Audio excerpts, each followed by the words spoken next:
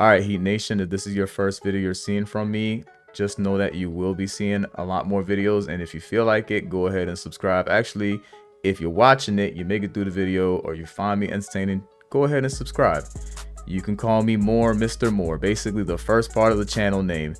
And you're probably wondering why the box score is up. So the reason why the box score is up is I'm thinking I should just review every game, and whether we're watching tape or looking at the box score, I'm just gonna call this series the box score warrior, or the box score, something with box score. And the reason for that is I'm in a bunch of Heat groups and in a bunch of Heat chats, because Facebook is doing this chat thing, and somebody basically was talking shit because there's a lot of Bam defenders out there. Bam, if you look at the box score, did not have a good game. 11 points, 3 rebounds for your big is not a good game.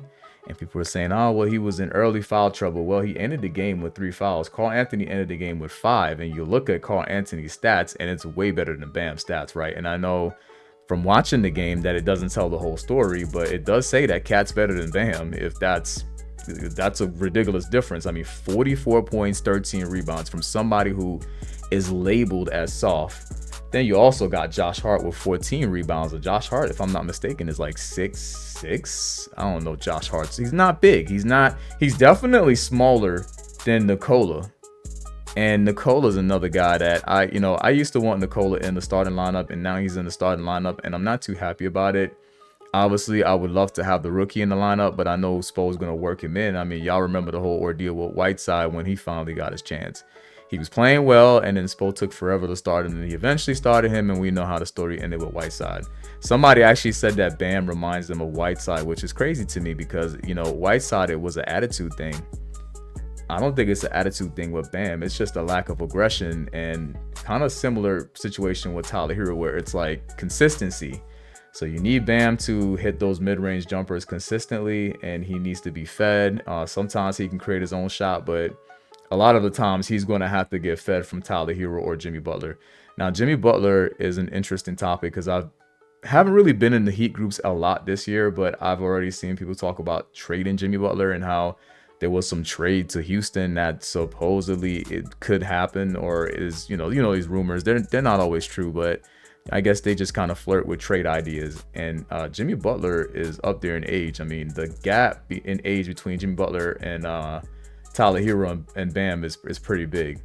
And so we might have to revisit this Jimmy Butler trade situation when as the season continues, because if he's not playing well, or if the Heat's not doing well, right, record wise, then it's kind of like, why would you keep Jimmy Butler? You would just basically say, hey, you know what, it's time to actually rebuild. But we know Miami doesn't rebuild, they retool.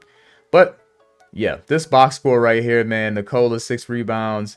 Our best rebounder was actually Jaime. He was the only person with a positive plus minus. We know Tyler Hero obviously was the best player on the team yesterday. And I know Tyler Hero likes to get a lot of hate because he's not consistent and a liability on defense, but he wasn't the problem yesterday. It was the other two of the big three. Getting 15 points from Jimmy Butler, 4 rebounds, 4 assists, is just not going to cut it. He had an efficient night shooting wise, 6 of 9, but couldn't hit a 3-pointer, which is a new thing for him. If you think about it, back in his Chicago and Philly, I don't really remember Jimmy Butler taking a lot of threes, and that's because he just started working on it last season. And so, yeah, if he's going to take them, he's going to have to at least hit one of the 2 that he's going to take, because that could make the big difference between us winning or losing in a situation like this, where we had a lead and we blew the lead from the legendary, third quarter.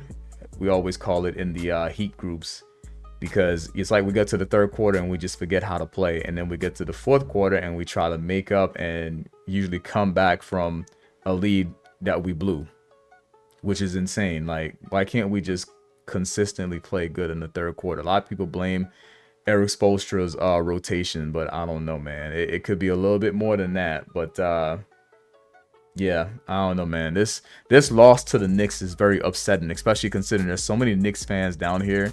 And everybody who, even if you were born in Miami, which I was not, or born in South Florida, you have friends that are like New Yorkers. I used to live in New York, and I got to deal with all these Knicks fans, and I've been hiding from a few because I already know. When we were up, I was thinking about talking shit, but luckily I did not talk shit, man. But I don't know, guys. How do you guys feel about this team? Do you think fans are overreacting in terms of like their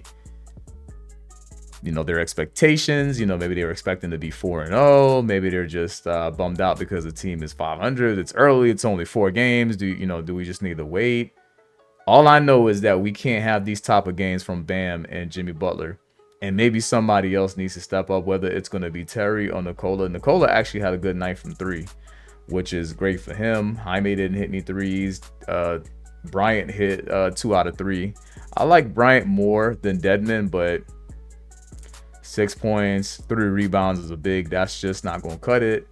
And I don't want to hear the excuse that they got to guard the big man like Towns, who, shoots from 3, and so they're out of the paint. Like, I don't want to hear it. Towns shoots 3s, and sometimes we got Thomas Bryant and Bam at the top of the paint, but he still managed to get 13 rebounds. So, but that's it for the first episode of Box Score Warrior, or whatever the hell I'm gonna call this. But I'm gonna try to do one every game. Sometimes I might actually watch some of the recaps from the game and just probably complain. But I don't know, if like I said earlier, if you like the content, go ahead and subscribe. I know there's a couple of Heat content creators that I've been following while I wasn't recording or making any shorts. I'm gonna be back to making those shorts, by the way, because I don't know if there's I haven't found anybody else making Heat shorts, like just only Heat shorts. It's a bunch of NBA shorts, and I haven't seen anybody else making like highlights that are shorts. But hey, let me know if you guys want like specific players in terms of like highlights that are shorts. Maybe you want more Jaime shorts. Let me know. Any player on the team, let me know who I should do more. I think somebody told me I need to do more Bam highlights, but let me know.